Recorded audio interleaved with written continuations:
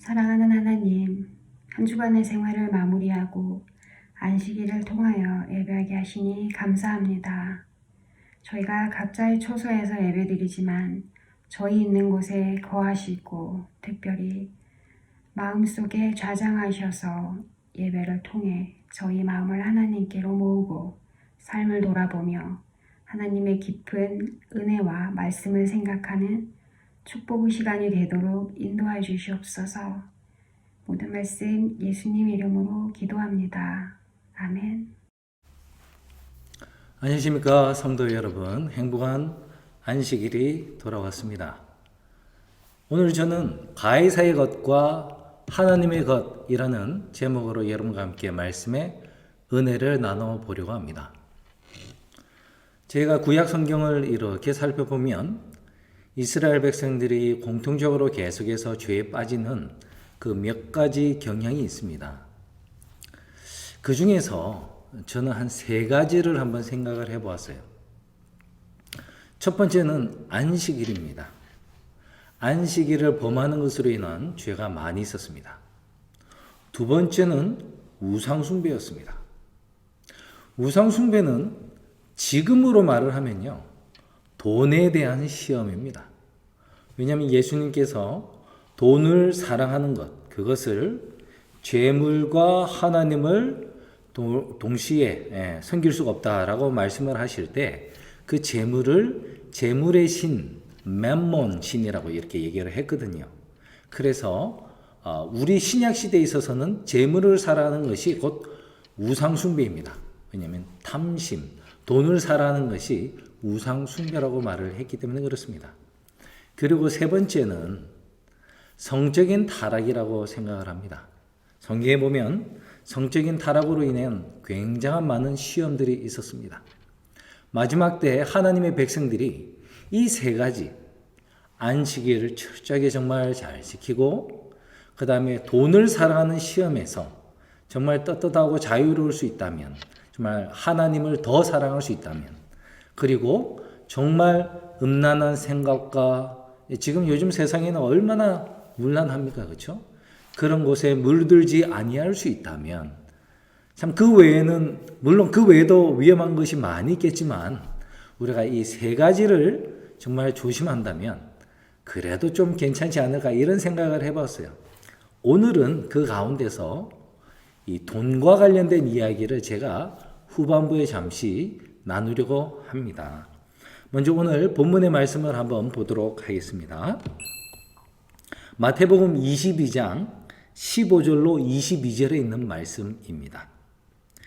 이에 바리새인들이 가서 어떻게 하여 예수로 말의 올무에 걸리게 할까 상론하고 자기 제자들을 헤롯 당원들과 함께 예수께 보내어 말하되, 선생님이여, 우리가 아노니 당신은 참되시고 참으로서 하나님의 도를 가르치시며 아무라도 거리끼는 일이 없으시니 이는 사람을 외모로 보지 아니하심이니이다. 그러면 당신의 생각에는 어떠한지 우리에게 이르소서. 가이사에게 세를 바치는 것이 가하니까 불가하나이까 한데, 예수께서 저희의 악함을 아시고 가라사대, 외식하는 자들아, 어찌하여 나를 시험하느냐? 쇳돈을 내게 보이라 하시니 데나리온 하나를 가져왔거늘, 예수께서 말씀하시되, 이 형상과 이 글이 네 것이냐? 가로되 가이사의 것이니이다. 이에 가라사대, 그런즉 가이사의 것은 가이사에게, 하나님의 것은 하나님께 바치라 하시니 저희가 이 말씀을 듣고 기이 여겨 예수를 떠나가니라. 여러분, 누군가를 미워해 본 적이 계십니까? 눈만 감으면 그 사람 생각, 미워서 잠을 못 자는 생각. 어떤 사람은 누군가를 사랑하게 되면 24시간이 부족하다는 표현을 합니다. 그런데요, 여기 성경에 예수님을 미워하는 이 바리새인들은 정말 24시간이 부족할 정도로 예수님을 미워하는 것처럼 나와요. 돌아서면 어떻게 하면 저 예수를 잡아 죽일까? 이 고민만을 하고 있습니다. 오늘은 자기들의 조력자로 누구를 선택을 했냐면 누구라고 나옵니까? 헤롯 당원이라고 나왔죠. 예수님 당시에 분파들이 좀 있었습니다. 바리새인들, 사두개인들은 여러분 잘 아실 거고요. 그 다음에 이 SNF파라고 여러분 또 들어보셨을 거예요. 이분들은 쿰란 지역에서 금욕 생활을 하면서 거룩하게 지내면서 하나님의 성경을 필사하고 그런 일에 이제 시간을 많이 보내셨던 분들입니다. 그 외에 아주 급진적인 독립해야 한다는 이 우파들이 있었어요. 이분들을 열심당원이라고 그러죠. 그리고 오늘 나오는 헤롯 당원이 있는데 헤롯 당원은 말 그대로 헤롯을 지지하는 사람들입니다. 헤롯이 왕으로 있고 헤롯을 왕으로 만들어준 로마, 이 모든 정치 세력의 지금 스타일을 나는 좋다 하는 사람들이에요. 쉽게 말하면 우리 일제시대의 친일파 같은 사람이라고 생각하면 되겠습니다.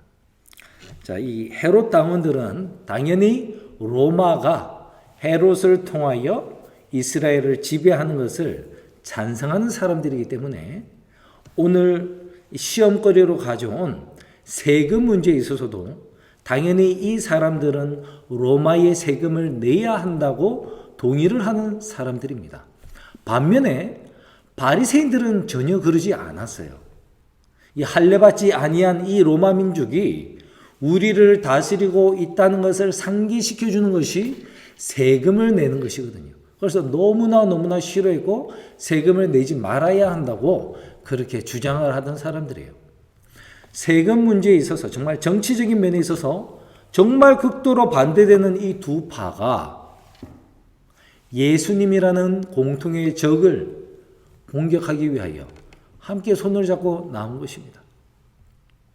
그래서 만약에 예수님께서 가이사에게, 즉 로마에 세금 바치는 것이 오케이다라고 하면 바리새인들이 자기들이 증인이 돼서 예수님이 로마에 세금을 바치라고 하더라라고 하면서 이제 백성들의 마음을 막 흔들어 놓을 작정이었고요.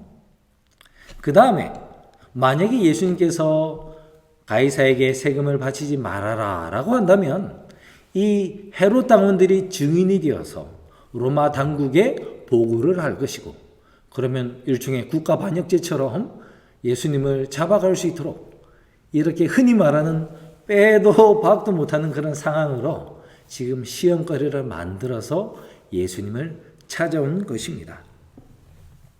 자, 근데 예수님께서는 그 사람들의 숨은 동기와 또 목적을 다 알고 계셨지요. 그래서 예수님께서 뭐라고 하셨습니까? 자, 너희가 새로 내고 있는 동전을 가져와 보아라 했습니다.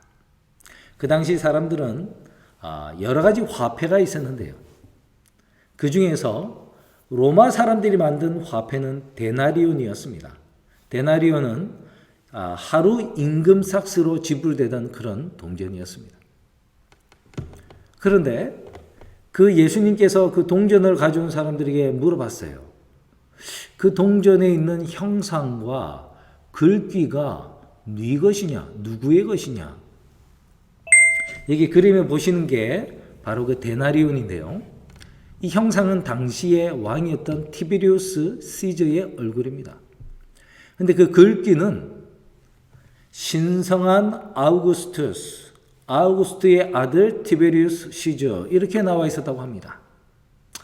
로마의 첫째 황제가 아우구스투스였고 이제 둘째가 지금 티베리우스 시저가 다스리고 있을 때입니다.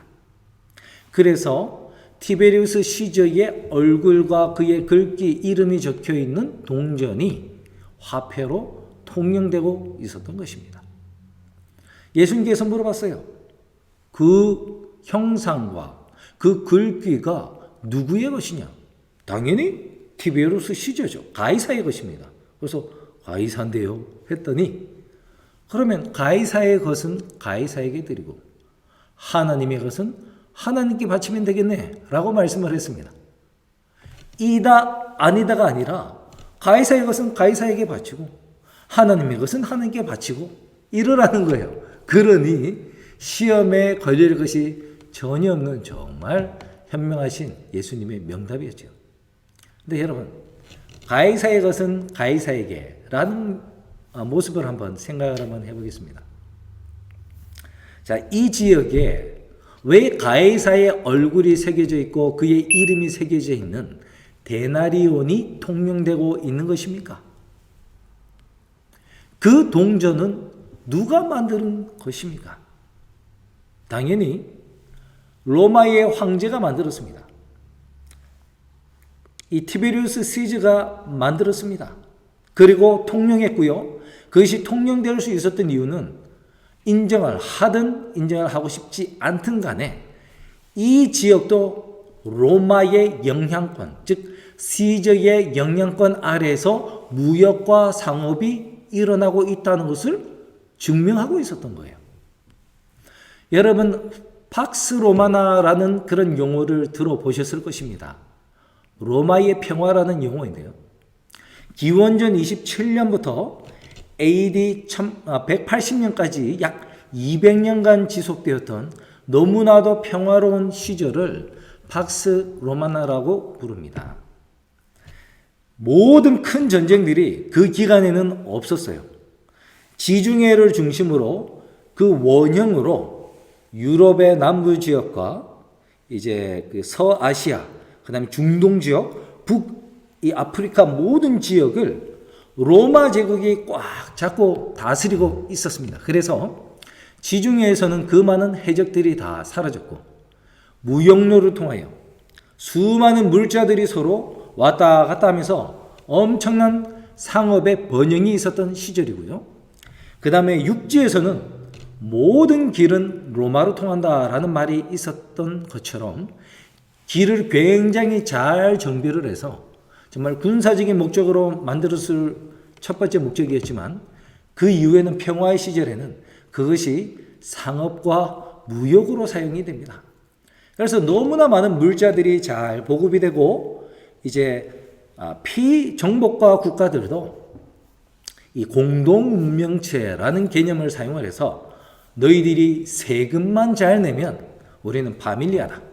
가족과 같은 존재니까 세금만 잘 내고 살아라. 이렇게 허락을 했었습니다.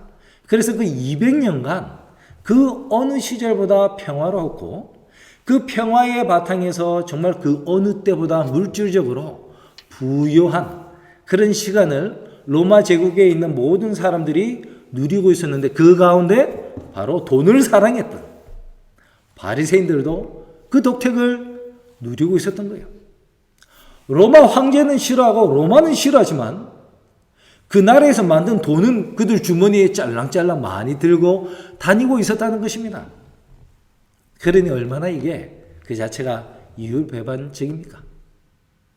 근데 예수님께서 가이사의 것을 판명하시는 기준이 뭐였어요? 이 동전에 있는 형상과 그 이름이 누구 것이냐라는 것이었습니다. 그래서 우리가 그 동전을 가지고 있는 순간에 이것이 의미하는 것이 무엇이지요? 내가 이 나라에, 이 임금의 지배 아래에 내가 살고 있다라는 거예요. 내가 인정을 하든 안 하든. 그러니 내가 지금 얻는 수입들, 그 모든 것들이 이 동전에 있는 형상의 주인, 이 임금, 이 왕 때문이다. 그러니 우리가 그에게 합당한 대가, 세금을 내어야 한다라는 것입니다. 예수님의 이 가르침이 기초가 되어서 나중에 사도 바울과 베드로는 우리가 있는 곳에서 그리스도인들이 이제 흩어져 사니까요. 있는 나라의 임금과 위정자들을 위하여 기도하고 또 그들에게 충성을 하라고 권면을 하였던 것입니다. 그래서 여러분, 우리 그리스도인들은 예수님의 이 말씀, 가이사의 것은 가이사에게 바쳐라 라는 말씀을 기억하여서 세금을 잘 내셔야 돼요. 물론 합법적인 한도에서 최대한 세금 이제 감면을 받으시면 좋겠습니다. 그렇지만 불법으로 탈세를 하면은 안 되겠어요. 그래서 우리가 IRS에 조사를 받아서 이렇게 되면 안 되겠습니다. 왜냐하면 예수님께서 세금을 내라고 하셨기 때문에 그렇습니다. 한국에서요, 지금은 이제 법제화가 됐습니다만 굉장히 자주 논란거리로 등장했던 것이 종교인들에 대한 과세에 대한 것이었습니다. 종교인들, 스님들, 목사님들도 세금을 내게 해야 된다. 이거예요. 미국에서는 당연히 내고 있는데 한국에서는 그러지 못했습니다. 그렇게 형평성에 좀 어긋나다 해서 하려고 하면 불교 신자들 또 기독교 신자들의 표를 의식해서 하지 못하다가 2018년에 그 제도를 드디어 이제 만들었어요.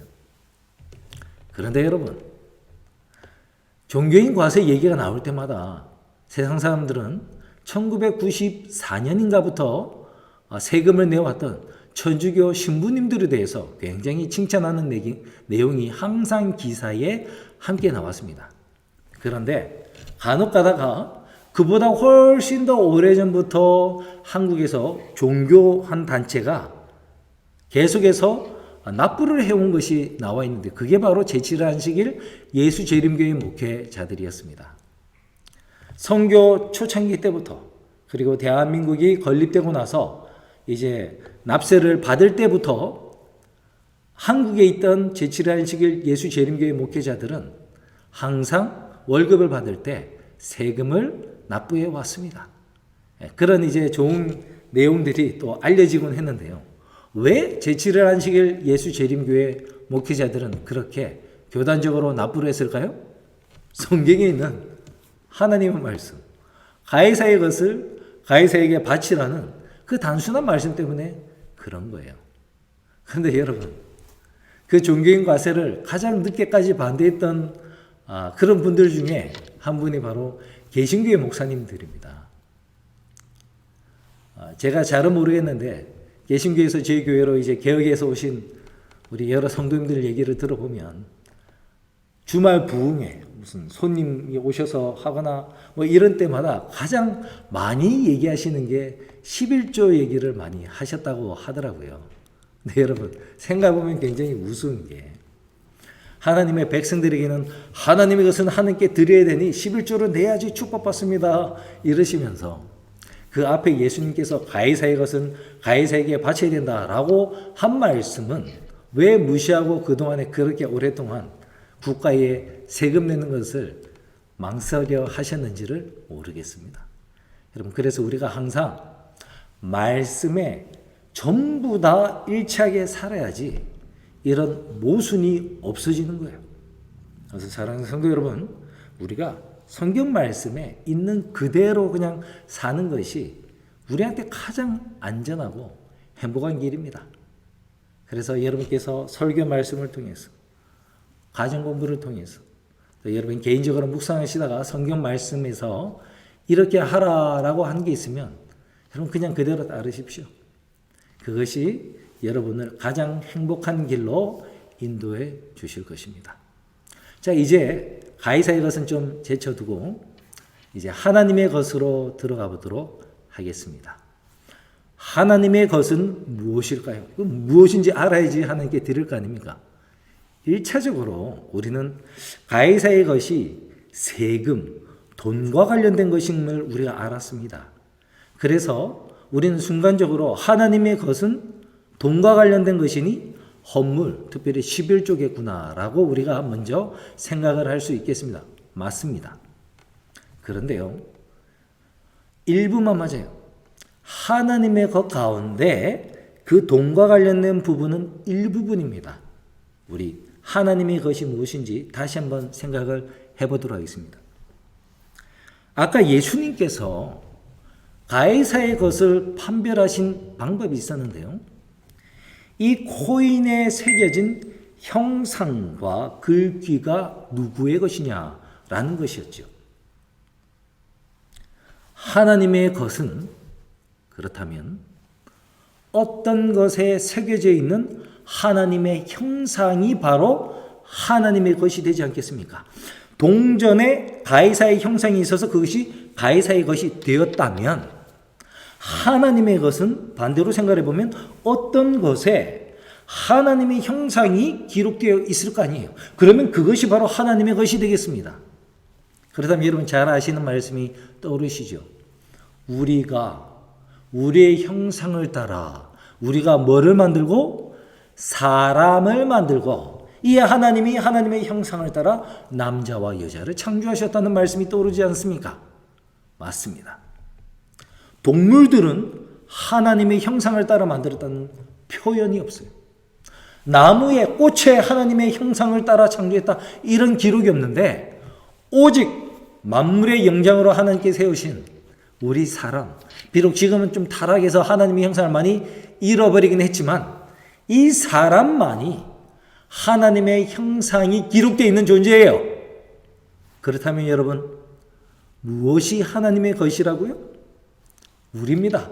우리의 몸이에요. 우리의 몸이 바로 하나님의 것입니다. 여러분 동의하시겠습니까? 창조주 하나님이 없으면 우리는 존재할 수가 없잖아요. 창조주 하나님이 없다면 우리는 썩어지면 뭐밖에 없는 거예요? 더스트, 먼지, 흙밖에 없는 것입니다. 그래서 흙밖에 없던 존재가 하나님의 형상으로 지으심을 받았으니 우리는 하나님의 것이 맞습니까? 맞습니다. 우리의 몸이 하나님의 것이에요. 그렇다면 여러분, 하나님의 것을 알았으니 하나님께 바쳐라 라는 말씀도 우리가 이해를 해야 되겠죠. 그래서 그랬는지 로마서 12장의 사도 바울은 이런 말씀을 한 적이 있습니다. 1절로 2절입니다. 그러므로 형제들아 내가 하나님의 모든 자비하심으로 너희를 권하노니 너희 몸을 하나님이 기뻐하시는 거룩한 산 제사로 드리라. 이는 너희의 드릴 영적 예배니라. 너희는 이 세대를 본받지 말고 오직 마음을 새롭게 함으로 변화를 받아 하나님의 선하시고 기뻐하시고 온전하신 뜻이 무엇인지 분별하도록 하라. 1절에서 우리가 생각한 것처럼 우리의 몸을 하나님께 거룩한 산 제사로 드려야 한다라고 얘기를 하고 있습니다. 이것이 무엇이에요? 하나님의 것을 하나님께 드리라는 말씀과 일맥상통한 부분인 것입니다. 그런데 여러분, 우리 몸을 하나님께 드린다는 것은 어떠한 의미가 있을까요? 그것을 2절이 설명한다고 생각합니다. 다시 한번 들어보십시오. 너희는 이 세대를 본받지 말고 오직 마음을 새롭게 함으로 변화를 받아 하나님의 선하시고 기뻐하시고 온전하신 뜻이 무엇인지 분별하도록 하라. 이것이 하나님의 우리를 향한 선하시고 기뻐하시고 온전하신 뜻을 분별하여 그 뜻을 행하면서 사는 것, 그것이 바로 우리의 몸을 하나님께 드린다는 헌신이라는 말입니다. 우리가 하나님께 몸을 드린다고 할 때 이 몸뚱아리 드리는 것은 사실은 아니잖아요. 우리가 하나님께 헌신한다고 할 때 헌신한다는 것은 우리의 마음을 드린다는 것입니다. 그런데 그 마음은 어떤 마음이어야 한다? 우리가 스스로 정한 마음이 아니에요. 하나님의 선하시고 온전하신 뜻이 있어요. 우리를 향한. 그것이 무엇인지를 깨달아 알아서 그것에 일치하게 살도록 결심하는 것, 선택하는 것, 그래서 행동으로 나타내는 것, 그것이 바로 우리의 몸을 하나님께 드리는 진정한 헌신이라는 것입니다. 하나님께서 우리의 몸을 하나님의 형상을 따라 완전하게 창조를 했다고 말씀드렸습니다. 성경에요, 몇 가지 용어가 있습니다. 제가 옛날에 한번 설명을 한번 드린 적이 있는데, 하나님께서 모세가 하나님 안 간다 하지 마시고 제발 우리를 봐서 가나안에 우리와 함께 올라가 주십시오라고 기도를 했을 때 하나님이 응답을 해주시면서 그래 내가 그렇게 할게. 왜냐하면 내가 너를 이름으로도 알기 때문이다 라는 표현을 계속 쓰십니다. 모세야 그래 내가 그렇게 할게. 내가 너를 이름으로 알기 때문이다. 모세도 하나님의 이름이 알고 싶어졌습니다. 하나님의 이름, 그래 놓고는 영광을 저에게 보여주십시오. 이렇게 얘기를 해요. 그랬더니 또 하나님은 뭐라고 대답하시는지 아십니까? 이에 하나님께서 나의 선한 형상을 내 앞에 지나가게 하겠다. 이랬어요. 그리고 나서는 또 뭐라고 하시냐면, 이에 하나님의 이름을 반포하실세 하면서 선한 형상이 딱 지나가시면서 뭐라고 하시냐면, 여호와로라 여호와로라 자비롭고 은혜롭고 노하기를 더디하시며 뭐를 반포하세요? 하나님의 품성을 반포하셨습니다. 그래서 성도 여러분, 여러분이 어디 성경을 읽으실 때 하나님의 이름, 하나님의 영광, 선한 형상, 이런 품성, 이런 단어들은 다 함께 같이 혼용되어서 사용되는 똑같은 단어라는 것을 여러분이 기억하셔야 합니다. 그리고 하나님의 품성, 하나님의 형상, 하나님의 영광이 어떻게 우리 삶에 드러나냐면 우리가 그것의 품성에 사본되는 하나님의 율법을 선하게 지킴으로 그것이 드러나는 거예요. 그래서 여러분께서 세 천사의 기별의 첫 번째 천사의 기별을 서두에 보면 뭐라 합니까? 하늘과 땅과 바다와 물들의 근원을 만드신 이에게 경배하고 또 그에게 영광을 돌리라 이래요. 도대체 하나님께 영광을 돌리는 것이 무엇일까요? 그리고 14만 4천인을 보시면은 요한계시록 14장 1절을 보시면 그 이마에 하나님의 이름과 어린 양의 이름이 써져 있더라 이렇게 나온단 말이에요. 하나님께 영광을 돌리는 것, 이마에 하나님의 이름이 새겨져 있다는 것, 이게 다 무엇을 의미한다고요? 하나님의 아름다운 품성이 새겨져 있다는 것이고 그것이 하나님의 형상을 회복했다는 것이고 그것이 구체적으로는 짐승의 표가 아닌 하나님의 계명을 지키는 것으로 나타나는 것입니다. 그래서 여러분, 가이사는 생각해보세요. 가이사는 가장 백성들에게 받기를 원했던 것이 세금, 돈이었습니다. 그렇다면 하나님은 하나님의 것에서 가장 받기를 원하시는 게 무엇이겠습니까? 이따가 우리가 11조 얘기를 하긴 하겠지만 우리 수입의 10분의 1 하나님께 드리는 게 과연 은도 내 것이고 금도 내 것이라는 하나님께 정말 가장 필요한 것일까요? 하나님은 돈 필요한 분이 아니거든요. 그렇다면 하나님이 가장 받기를 원하시는 게 무엇이겠습니까? 죄로 말미암아 비록 타락된 우리가 예수 그리스도의 십자가의 은혜로 말미암아 다시 잃어버리고 망가진 그 하나님의 선한 형상을 회복하는 것.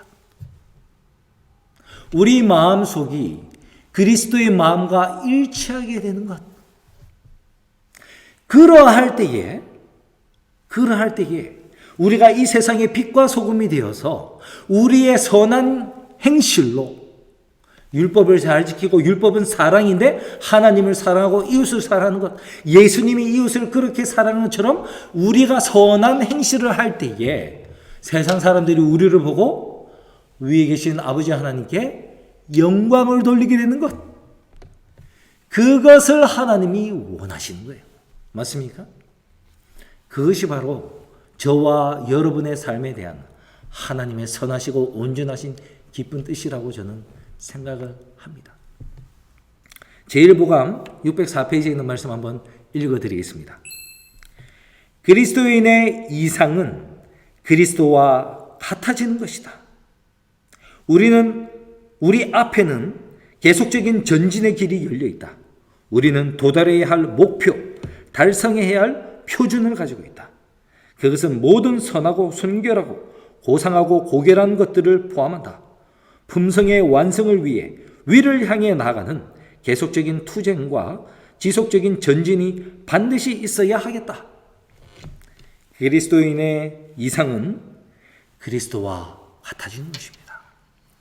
예수님께서 이 땅에 오셨던 목적 중에 여러 가지가 있지만 물론 대신 죽으심으로 우리를 구속하는 것도 있는데요. 두 번째는 모범적인 차원이 굉장히 많죠. 예수님께서 완전하신 아버지 하나님의 선한 형상으로 사는 것이 무엇인지, 그 품성이 무엇인지, 율법을 지킨다는 것이 과연 무엇인지를 그의 삶을 통해서 우리에게 보여주신 후에 너희도 나처럼 살면 된다라고 하신 거예요. 백문이 불여일견이에요. 구약 성경에 바리새인들이 그렇게 성경을 많이 읽고 율법사들이 그렇게 율법을 딸딸 외웠지만 예수님께서 직접 보여주시는 거, 이렇게 사는 것이 율법 지키면서 사는 건데 라는 것을 인지를 할 수가 없었어요. 맞습니까? 그래서 여러분, 우리는요, 율법을 바라보면서 예수님의 생애와 항상 겹쳐서 생각을 해야 돼요. 그렇지 않으면 율법은 우리를 다만 죽이기만 하는 것입니다. 다른 사람을 정죄하기만 해요. 그러면 굉장히 메마른 사람, 바리새인 같은 사람이 되고 맙니다. 예수님은 정작 그 율법을 가지시고 실제로 다른 사람을 정죄 안 하시더란 말이에요. 최대한 이해하시려고 그러고 용서하시고 그 마음을 사랑으로 녹이신 후에 가서 다시는 죄를 범치 말고 나를 쫓으라 하시지 않았습니까? 예수님을 통해서 율법을 봐야 됩니다. 예수님의 생애를 통해서 하나님의 품성을 봐야 되고 예수님의 품성을 통해서 우리가 도달해야 할 원대한 목표를 봐야 돼요. 이 세상에 다른 사람을 보시면 안 됩니다. 미국에서 다른 장로님이 사는 것, 다른 목사님이 사는 것 이거 보라는 게 아니에요. 성경에서 예수님께서 우리에게 보여주신 삶만이 우리가 궁극적으로 도달해야 할 가장 이상의 끝이라는 것을 여러분이 항상 기억하시면 좋겠습니다. 여러분, 그런데 제가 이 말을 안 하고 싶지만 그래도 미리 말씀드린 것처럼 11조 얘기도 해야 될 것 같아요. 다시 말씀드리지만 마지막 시대에 크게 세 가지 우리가 벗어야 하는 죄 중에 돈을 사랑하는 것. 돈을 사랑하는 것은 우상숭배고 우상숭배, 탐심, 이렇게 욕심이 인태한지 죄를 낳고 죄가 장상직 사망으로 이르는 굉장히 안 좋은, 그러면서 우리의 삶과는 정말 떨어질래야 떨어질 수 없는 가장 우리를 세상 사람들 포함해서 많이 유혹하는 것이 바로 재리에 대한 유혹이기 때문에 그렇습니다. 여러분, 이제 좀 더 구체적으로 그래서 11조 얘기를 하겠는데요. 여러분, 돈이 많은 사람이 그 중에 11조를 내는 것이 쉽겠습니까? 아니면 수입이 적은 사람이 그 가운데서 적은 11조를 드리는 것이 쉽겠습니까? 질문이 쉽겠습니까? 라고 하니까 좀 마음에 안 와닿으시죠? 그래서 질문을 바꾸겠습니다. 한 100만 불을 버는 사람이 10만 불을 11조로 내는 것이 어려울까요? 아니면은 한 달에 한 1000불 받는 사람이 100불을 11조로 내는 것이 어려울까요? 어려울까요? 하니까 더 마음에 쏙 들어오시죠? 뭐가 더 어려울까? 여러분 경험에는 어떻습니까? 많이 번 금액에서 좀 많은 금액을 이렇게 내는 게 쉬울까요? 어려울까요? 적은 금액에서 적은 금액을 하나님께 이렇게 드리는 것이 쉬울까요? 어려울까요? 제 경험에 의하면 둘 다 어렵습니다. 둘 다 똑같이 어렵습니다. 왜냐하면 전제가 이미 어렵다고 되어 있잖아요. 뭐가 더 어렵습니까? 많은 금액이 어렵습니까? 적은 금액이 어렵습니까? 어렵다는 이 말 자체가 무엇을 의미합니까? 우리 마음속에 재물을 하나님보다 더 사랑하고 있다는 것을 전제로 하기 때문에 그래요. 우리가 재물과 하나님을 겸하여 섬길 수가 없다고 했는데 둘 중에 하나인데 재물이 우리의 마음을 사로잡고 있다면 하나님께 드리는 것이 어렵단 말이에요. 맞습니까? 그렇게 어려운 상황이라면 어떠한 금액을 드리든 하나님께 드리는 건 다 어렵다고 생각을 할 거란 말이에요. 이 돈은 내가 정말 뼈 빠지게 잠 안 자면서 일해서 번 돈인데 왜 이걸 하나님께 드려야 하는 거지? 가이사에게 내는 것, 세금으로 바치는 것도 너무 많은데 또 하나님께 드려야 하다니 너무 어렵습니다. 우리 마음속에 하나님이 주인이 아니라 재물이 주인이 있다면 우리는 어렵습니다. 하지만요, 그것에서 벗어나는 사람, 정말 재물보다 하나님을 더 사랑하는 사람이라면 어떻게 생각을 하겠습니까? 월급 명세서, 또 한 달 번 이제 그 수입 내용을 다 보면서 이거는 내 스스로는 도무지 이렇게 돈을 벌 수가 없는데 하나님께서 나를 창조해 주셨고 건강함을 주셨고 재물 얻을 능을 주시고 손님들을 보내주시고 내가 직장에 취직할 수 있도록 해주셔서 내가 하나님 덕택에 이렇게 돈을 벌었습니다 라고 하면서 감사하면서 기쁘게 돈을 낼 수 있다면은 그 사람에게는 이것이 결코 어렵지가 않을 것입니다. 요즘 저희 교회에서 내년도 직원을 선출하고 있습니다. 이맘때쯤이었어요. 제가 심호하던 한 교회에서 한 분이 저를 찾아왔습니다. 목사님, 고민이 있습니다. 무엇입니까? 저 내년에 직원을 못하겠습니다. 이 작은 교회는 여러분 계셔보신 분들 다 아시겠지만 교인이 작으면요 매년 직원이 똑같아요. 잠시 부서만 이렇게 바뀔 뿐이지 직원은 항상 똑같습니다. 근데 갑자기 안 하시겠다는 거예요. 이유가 본인이 지금 11조를 못 내는 상황이 있다는 거예요. 근데 얘기를 들어보니 수입은 딱 정해져 있고 지출도 딱 정해져 있는데 최근에 누군가를 정말 반드시 도와야 하는 사람을 재정적으로 도와야 하는 상황에 처해져서 어쩔 수 없이 하나님께 드리는 것을 못 드리고 그 사람을 돕고 있다고 합니다. 그래서 양심에 너무 괴롭고 하나님께 죄송한데 이런 죄인이 직원이 될 수는 없다. 이렇게 본인이 직원을 사양한다고 저를 찾아오셨어요. 굉장히 양심적이죠? 저는 그분이 11조를 못 내는지도 몰랐습니다. 그때 제가 이런 말씀을 드렸어요. 말라기 3장 8절에 이런 말씀 말고 하나님 것을 도적질하느냐 이런 말씀 말고 제가 근데 그분께 드린 말씀이 하나님 뜻대로 제대로 한 말씀인지 아닌지는 제가 완전히 알 수는 없기 때문에 여러분 이게 이렇다 그래도 된다는 말씀은 제가 드리지 않습니다. 제가 그분께 이런 말씀을 드렸어요.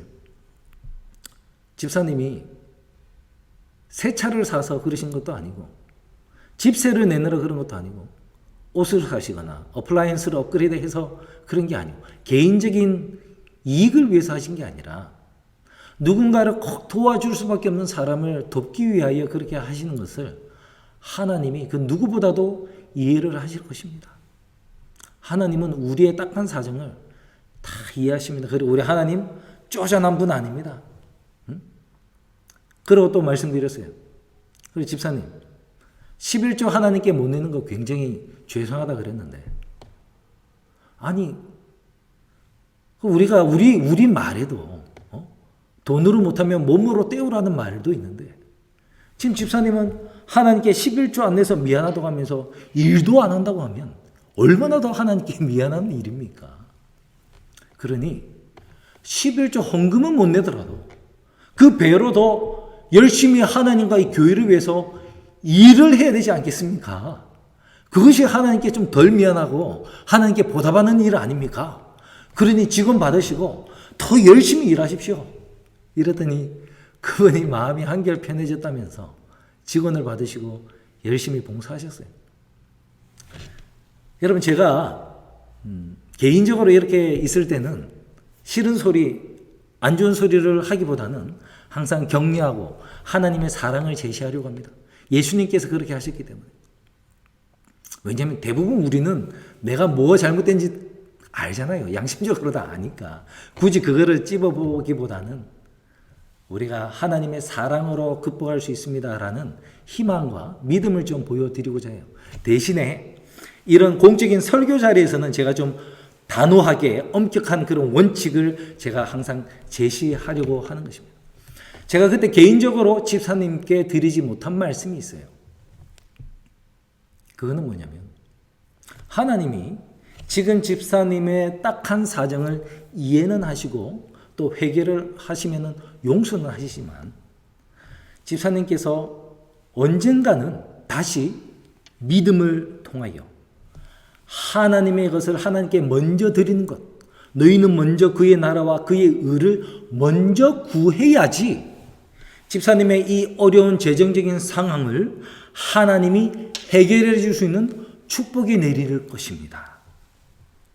집사님이 만약에 계속 두려움과 내가 이거를 이렇게 하지 않으면 나는 어떻게 될 건데 라는 두려움에서 계속해서 하나님의 것을 드려야 할 것을 드리지 아니하신다면 하나님의 축복이 내리는 것을 집사님 스스로가 막아버리는 그런 일종의 자살골입니다. 그러니 조만간에 기도하시고 용기 얻으시고 믿음으로 하나님께 먼저 드릴 것을 드리십시오. 이런 말씀을 드리고 싶어요. 여러분과 저에게도 이 동일한 말씀을 드리고 싶습니다. 여러분, 우리가 정말 여러 가지 재정이 어려울 때가 있습니다.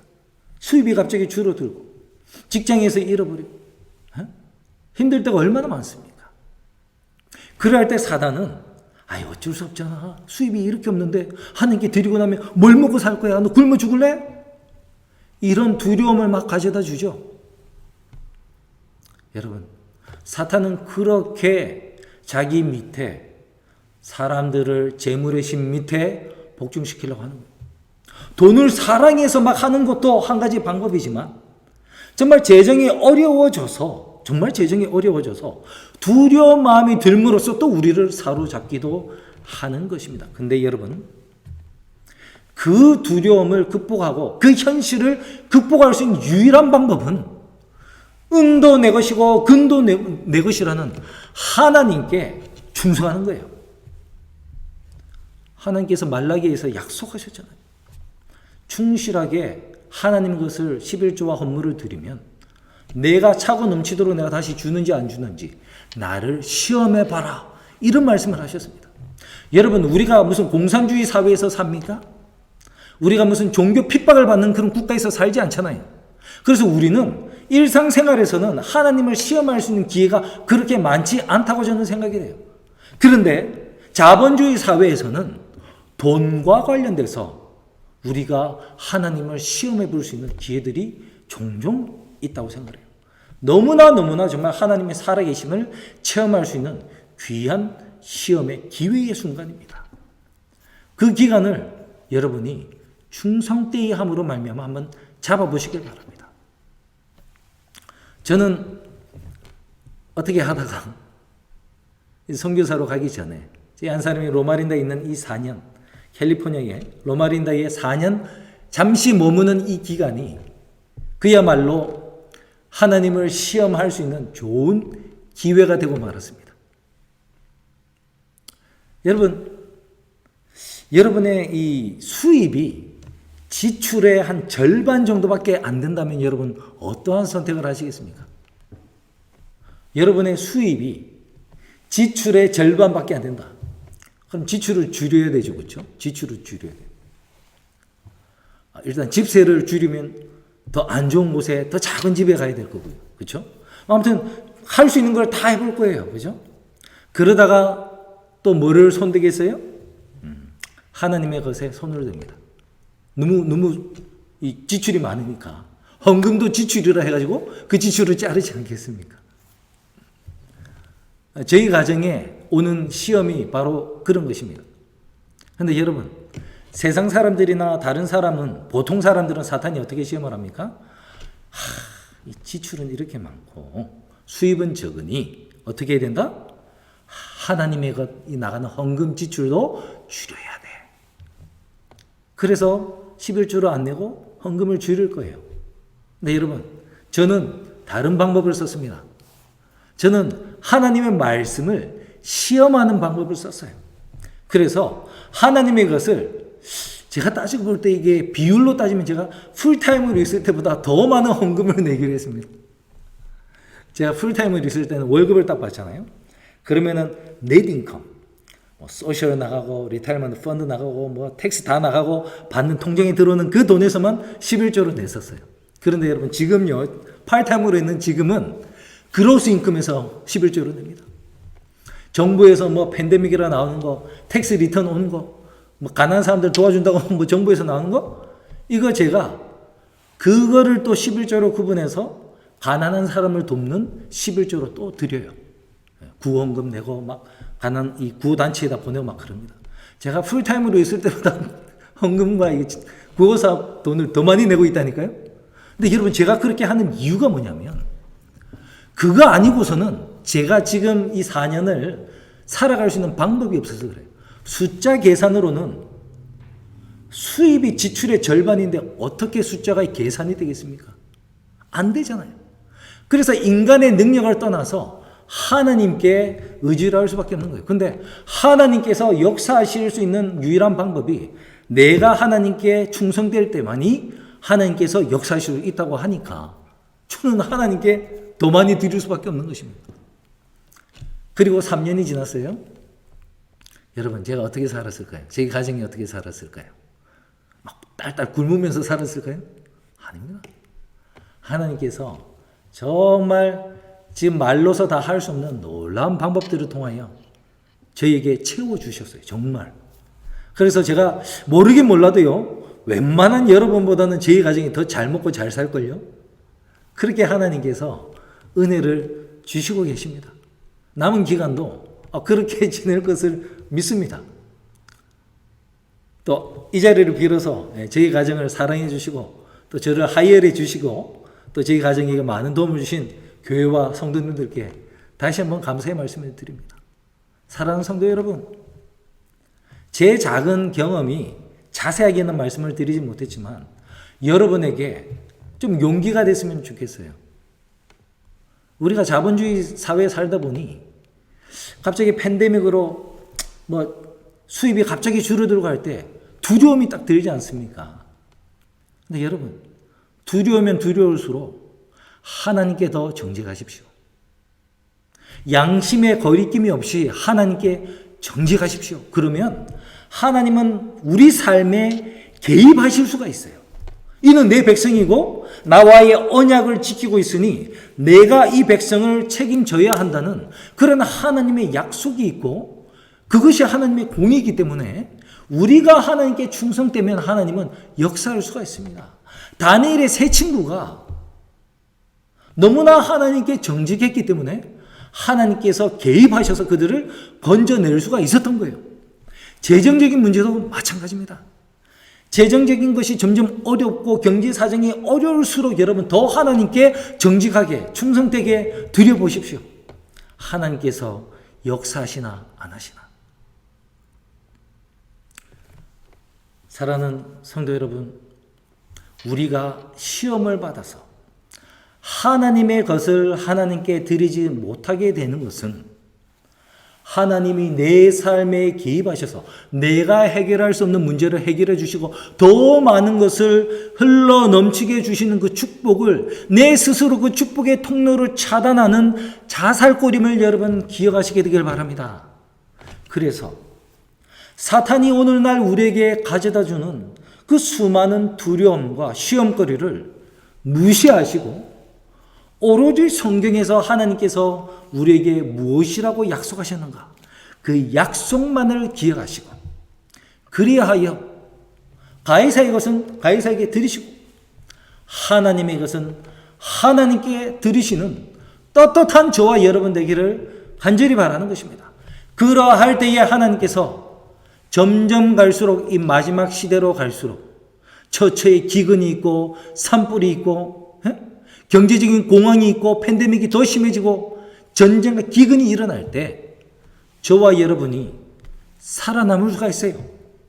마지막 시대에 짐승의 표를 받지 않으면 매매를 못하게 한다. 이게 뭐와 관련된 것입니까? 경제와 관련된 거예요. 돈과 관련된 거예요.